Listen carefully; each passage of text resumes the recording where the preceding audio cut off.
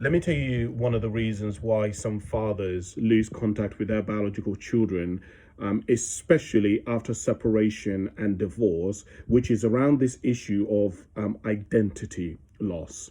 You have to understand that some men and boys are brought up to believe that their identity, who they are as a human being, their role, their manhood is going to be basically measured in part by being a father, by the family unit, as in in order for them to be a father, that has to include the mother, the child, and them, and it has to be in the context of marriage. And they don't know that there are different types of families. And I know some of you are going to be listening to me and you're going to be like, well, Cass, what do you mean? That's stupid. I'm telling you, there is a cohort of men who don't understand that you can co-parent with your partner. There's a lot of men who don't understand that particularly they don't understand it from a woman's perspective. They don't understand that because they were so into the traditional roles of the man is the provider and the protector and the guider and the leader,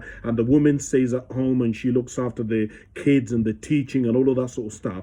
They're so embedded in this narrative and this ideology and this way of thinking and that identity, that for them they don't realize that there are alternatives. They can't make the shift when they break up from their ex-wife, that it is possible to actually be a parent and not have a relationship, that the child becomes your focus. And they don't understand, particularly if they've been in that traditional role, that their wife did a huge amount of work. They don't understand about nappy changes. They don't understand about the nuances of looking after a baby. And you hear this in a lot of men who go to work, come home, and then they will say, why isn't the house cleaned? Why isn't the washing done? Why isn't the food cooked? Because they don't actually understand the nuances of having a child. You can't just leave a child, right? You constantly have to be with them. And even if you go to the bathroom, you have to be there. And a lot of men haven't actually been, especially if they